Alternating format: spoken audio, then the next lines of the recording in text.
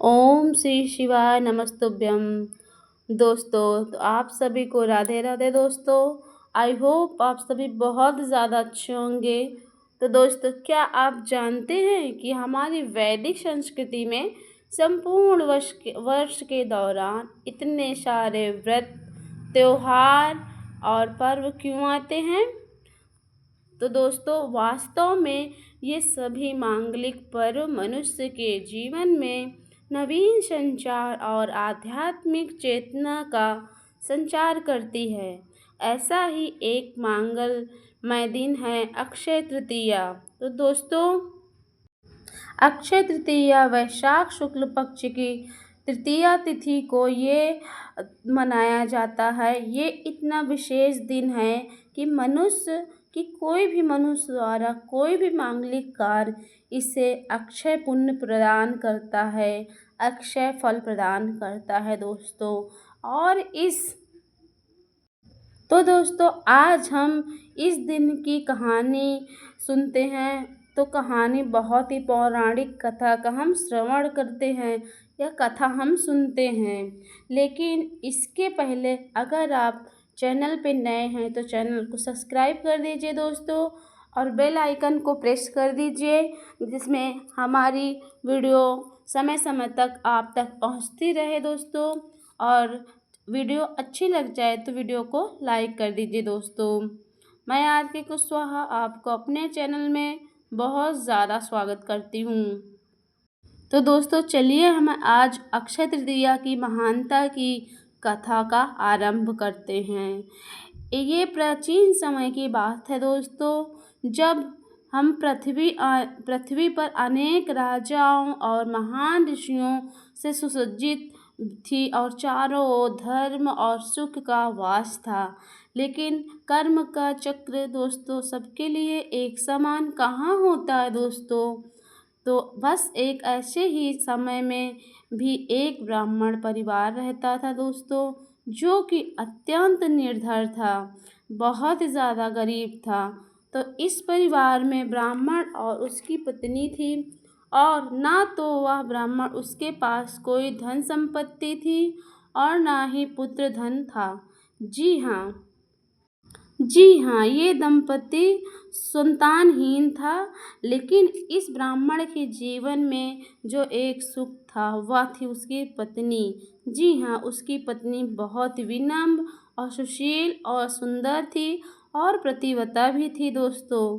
ब्राह्मण भिक्षा मांगकर जो भी लाता वह उसी में संतुष्ट रहती थी और अपनी पति की सेवा करती रहती थी दोस्तों। अनेक प्रयासों के बाद भी ब्राह्मण अपने जीवन निर्वाह हेतु पर्याप्त धन एकत्र नहीं कर पाता था दोस्तों। इसी अवस्था में वे दोनों पति पत्नी भगवान के प्रति समर्पित रहते थे। तो दोस्तों, आखिर एक दिन ब्राह्मण की पत्नी ने ब्राह्मण से कहा कि हे स्वामी, आप इतना प्रयास करते हैं, लेकिन फिर भी हम अपने जीवन में यापन हेतु इतना पर्याप्त धन एकत्रित नहीं कर पाते हैं कि हमारे भाग, और न ही हमारे भाग में संतान सुख भी नहीं है। निश्चित ही ये हमसे कोई अपराध हुआ है, या फिर हमारे पूर्व जन्म का कोई फल है जो इस जन्म में हमको भुगतना पड़ रहा है दोस्तों, जो हम इस जन्म में भुगत रहे हैं स्वामी।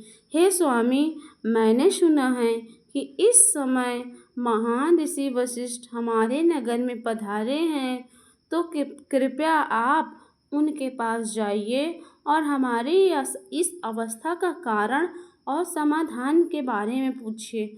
वे अवश्य ही हमारी सहायता करेंगे। तो अब अपनी पत्नी की बात सुनकर ब्राह्मण को यह सुझाव अच्छा लगा, तो वे उसी समय महान ऋषि वशिष्ठ के पास गए और वहां जाकर उन्होंने ऋषि को दंडवत प्रणाम किया और हाथ जोड़कर ऋषि से प्रार्थना करते हुए कहने लगा, हे ऋषिवर, आप तो त्रिकालदर्शी हैं। आप तो प्रत्येक जीव के वर्तमान, भूत और भविष्य से परिचित हैं। तो हे प्रभु, कृपा आप मेरी इस अवस्था का कारण बताएं कि किस वजह से मैं ये निर्धन और संतानहीन अवस्था को मैं प्राप्त कर रहा हूँ और किस उपाय से हमें इस गरीबी से मुक्ति मिल सकती है। कृपया हमारा मार्गदर्शन करें ऋषिवर। ब्राह्मण की बात सुनकर ऋषि वशिष्ठ ने कहा कि हे पुत्र, पिछले जन्म में तुम अत्यंत धनी थे और तुम्हारे पास अनेक पुत्र भी थे, लेकिन उस समय तुम बहुत कृपण थे। यहाँ तक कि दोस्तों, अपनी संतान के लिए तुम धन खर्च नहीं किए थे। अपने धन और संपत्ति के प्रति तुम्हारी आसक्ति इतनी थी और अपने संतान के प्रति लापरवाही के कारण परिणाम स्वरूप ही तुम्हें इस जन्म में निर्धनता और संतानहीन होने का अभिशाप मिला है। उस समय किसी कारणवश तुमने वैशाख मास के अंतिम 5 दिन में तुमने व्रत का जो पालन किया था, तो इस जन्म में तुम्हें ब्राह्मण का शरीर मिला है और तुम्हें पत्नी मिली है सुंदर और अच्छी। अगर तुमने इस जन्म में भी वैशाख के मास के कम से कम 7 दिनों में भगवान कृष्ण की भक्ति का पालन करोगे तो तुम्हें इस पाप से अवश्य ही मुक्त हो जाओगे और वैशाख मास के शुक्ल पक्ष में आने वाले अक्षय तृतीया पर परम भगवान श्री कृष्ण की पूजा अर्चना करो। ब्राह्मण ने वशिष्ठ ऋषि को मुनि को अच्छे से पालन की बातों भगवान श्री कृष्ण की पूजा अर्चना करो। ब्राह्मण ने वशिष्ठ ऋषि मुनि को अच्छे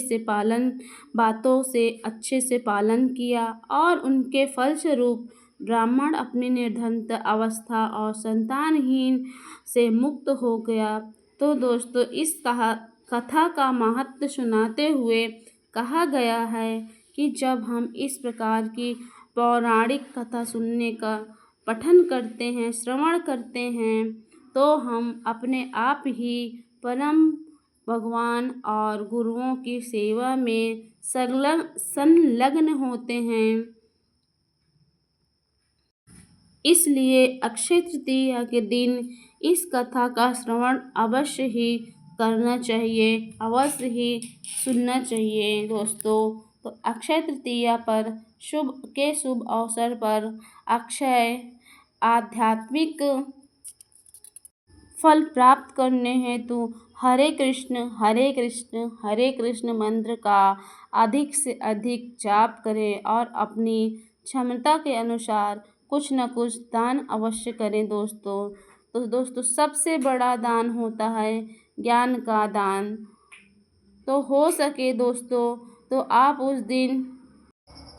दिन श्रीमद् भागवत के गीता की पुस्तकों को अवश्य पढ़ें और दोस्तों कुछ न कुछ दान अपने यथाशक्ति अनुसार ज़रूर करें। तो दोस्तों अक्षय तृतीया पर मिट्टी के बर्तन खरीदना बेहद ही शुभ माना जाता है और दोस्तों सोना और चांदी खरीदना भी अत्यंत शुभ माना जाता है दोस्तों। तो हो सके दोस्तों तो अक्षय तृतीया पे भगवान विष्णु जी की कृपा पाने के लिए आप भी ये सरल उपाय ज़रूर करें और भगवान विष्णु की कृपा आपके और आपके पूरे परिवार पर यूं ही बनी रहे। तो दोस्तों चलिए इसी उम्मीद और आशा से मिलते हैं नेक्स्ट वीडियो में।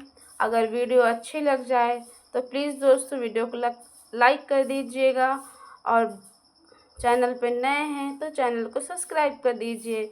तो श्री हरि विष्णु और जय माता लक्ष्मी जी को कोटि कोटि बारंबार प्रणाम। इसी उम्मीद से लेती हूँ विदा।